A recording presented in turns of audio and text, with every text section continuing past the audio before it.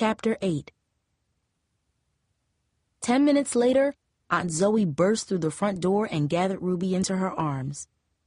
"What happened?" she asked, quickly scanning the apartment. Her eyes were sharp and focused. "Where's Shayna?" Liselle was exhausted. She collapsed on the couch, covering her face with her hands.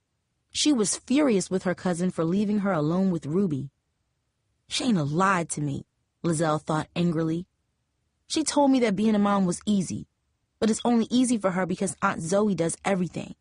She had always looked up to Shayna, but suddenly she wondered if she knew her cousin at all. "Shayna left," Liselle admitted. "She went out with her friends. I told her not to go." Aunt Zoe shook her head angrily. "I'll deal with her later," she said in a sharp voice.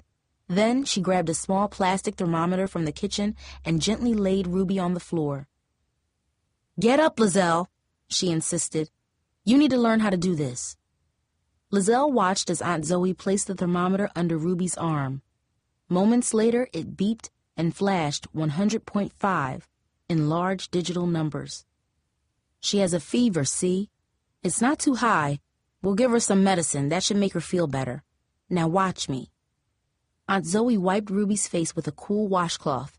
Then she gently squeezed a dropper dose of purple liquid into Ruby's mouth. She spoke to Ruby in a soft, loving voice, reassuring her that everything was okay, that Grandma was here. After a while, Ruby quieted down. Aunt Zoe sat next to Liselle and handed her the sleepy child. Ruby curled up against her. Her eyes sagged sleepily. "Is she okay?" Liselle asked, staring down at Ruby's contented, round face. "She'll be fine," Aunt Zoe sighed. "She has a cold. We'll need to keep an eye on her tonight. If the fever's not gone by tomorrow, I'll take her to the doctor. You did the right thing by calling me, Liselle." Liselle stared down at Ruby. The child cooed softly and snuggled close to her. "Looks like you've made a friend," Aunt Zoe smiled. "Why don't you put her in her crib? I think she's ready." Liselle walked slowly to Shayna's bedroom and gently placed Ruby in her crib. She was amazed at how helpless and lovely Ruby looked, resting peacefully in her nest of blankets and stuffed animals. Liselle let her hand drift over her own belly. "You're a good girl," she whispered, kissing Ruby's forehead. "Everything's okay now." When she returned to the living room, Aunt Zoe took Liselle by the shoulders. Liselle cringed, waiting for her aunt to yell at her, to shake Liselle like Dad did in her nightmare. But instead, Aunt Zoe gently kissed her forehead, just as Liselle had kissed Ruby. "You're a natural," she whispered. Tears filled Liselle's eyes. "No, I'm not," she choked, unable to hold back the emotion that was building inside of her. All week she had been pretending that it wasn't a big deal to be pregnant, that someone, Dad, Shayna, Oscar, would make everything all right. But she couldn't pretend anymore. Just a few hours alone with Ruby had made the truth undeniable. Having a child was a huge responsibility, and Liselle wasn't sure she could handle it. She buried her face in Aunt Zoe's shoulder, letting the tears stream down her face. "I was so scared tonight. She just kept crying and looking at me as if she wanted help. But I couldn't help her." Liselle swallowed hard and continued. "What am I going to do when my baby gets here? Dad, he thinks I should give it away." "Well, this is your baby and your decision, not your father's, Liselle. With all due respect, your father has been hiding from his responsibilities for years. Maybe he's not the one who should be telling you how to handle yours," Aunt Zoe replied, her voice firm yet gentle. "But maybe he's right," Liselle sobbed. "I don't know if I can do this, Aunt Zoe. I don't know what to do." Aunt Zoe gathered Liselle into her broad arms. "You know, when you were a little girl, your mother and I took you to the mall to see Santa. Some of the kids were scared, but not you. You just walked right up to him and plopped yourself in his lap. And when he asked you if you'd been a good girl, you arched your little eyebrow and said, 'You're Santa. Shouldn't you know that already?' Your mom and I, we just laughed and laughed. Aunt Zoe continued.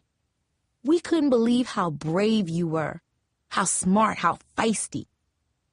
Liselle let out a small laugh, despite the tears still streaming from her eyes. I remember. He didn't know what to say to me. Adoption is a brave choice to make, Aunt Zoe continued, her voice soft and loving. And it's certainly something to think about. But if you decide to keep your child, I know you'll do a terrific job. I have no doubt. How do you know that? Liselle asked. I mean, I don't think I could just give it away, but I don't know how to be a mom either. None of us did at first, Aunt Zoe replied with a smile. I'm not going to lie to you, Liselle. It's not easy. It's going to change your world more than you know. But you just survived your first night alone with the baby, and that's the hardest night of all. And the rest, you'll learn. You'll make a lot of mistakes along the way, I promise you that. But you're not alone. You have people in your life to help you along the way. Like who? Liselle pleaded. My father? Oscar? Shayna? Like me, for one. And your mother, Liselle. You have your mother. Liselle tried to avoid her gaze, but Aunt Zoe pulled her close. Sweetheart, she said softly, don't you think it's time to go home? Home. The word seemed to wrap itself around Liselle like Aunt Zoe's strong, motherly arms. But me and Shayna, Liselle said, her voice weak and shaky, we were going to move in together. Do you really think that's a good idea? Aunt Zoe sat wearily on the couch and rubbed her forehead as if she was getting a headache. Her voice turned serious and sad. You know, she was only 17 when she had Ruby. She was a popular girl with lots of friends, more than I ever had at her age. She had no idea how her life would change after Ruby was born. I tried to warn her. I tried to prepare her. Ruby was a difficult infant. She had colic for 6 weeks. She just cried, and it didn't matter what we did. We were all exhausted. A few of Shayna's friends came by, but they never stayed long. Most of them don't call anymore. Liselle blushed at her aunt's words. I stopped coming over too, she thought. It's not Ruby's fault that Shayna wants her old life back, Aunt Zoe continued, her voice frustrated and somber. I love my daughter, but she's no kind of mother right now. I pray she comes to her senses and realizes that Ruby needs her. But until that day, it's my job to take care of that little girl, and I'll protect her with everything I got. Shayna isn't getting an apartment, Aunt Zoe added. She isn't going anywhere. She hasn't had a job in months. And frankly, I don't think she could handle living on her own for 2 days. Liselle stared at her aunt and tried to take in all that she was saying. She looked exhausted and so much older than the spry woman Liselle remembered as a child. Liselle suddenly thought about how angry, how scared Mom had been when she found out Liselle was pregnant. Mom thinks she's going to have to raise my baby, Liselle thought. Why wouldn't she with the way I've been acting? The past 4 months suddenly flashed before Lizelle's eyes. Sleeping with Oscar just to keep his attention, being too scared to go to the drugstore herself, ignoring the signs her body was giving her, refusing to eat, running away, ditching school. Maybe Mom's glad I'm gone, Liselle thought. Maybe she doesn't want to end up like Aunt Zoe. It's late, Aunt Zoe said. Why don't you get some rest? In the morning, we'll call your mother. Maybe Mom doesn't want me to come home, Liselle said. I've been here for a week. She hasn't tried to find me. She doesn't even know where I am. To her surprise, Aunt Zoe began to laugh. Oh, sweetheart, she said with tender amusement. Do you really think she'd just let you wander the streets? She knows exactly where you are. She called me before you even got here. She wanted to come get you, but I convinced her to let you stay for a few days. I thought it might do you some good. Suddenly, Shayna walked through the front door, her red jacket clutched in her hand. She froze as soon as she saw Aunt Zoe. Then she flashed Liselle an angry, accusing glare. Liselle retreated to the bedroom. She checked on Ruby, who was curled in her blanket. Her forehead still felt warm, but she was resting peacefully.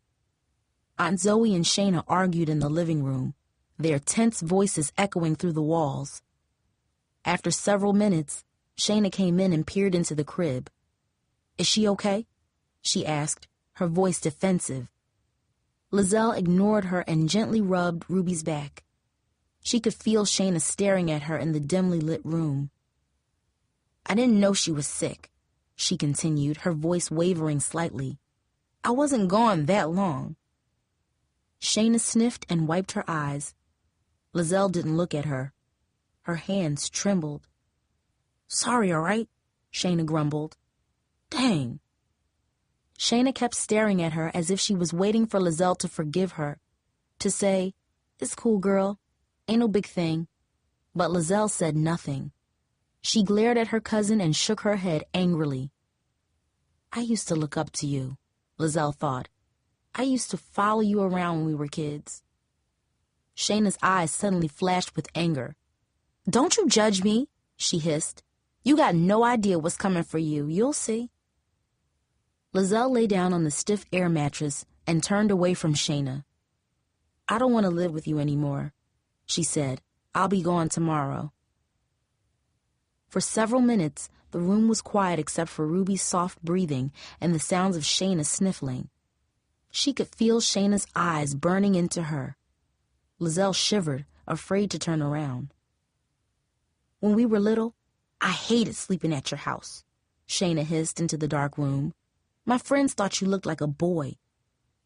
Liselle winced as if she had been hit in the face. She pulled the blanket tight around her neck and pretended to be asleep. "You were always a loser," Shayna continued, choking back tears. "Now, you're just a loser with a baby." Liselle closed her eyes tight and pretended to be asleep, but for what felt like a very long time, Shayna's voice echoed in the darkness. "You'll see," she wept. "You'll see."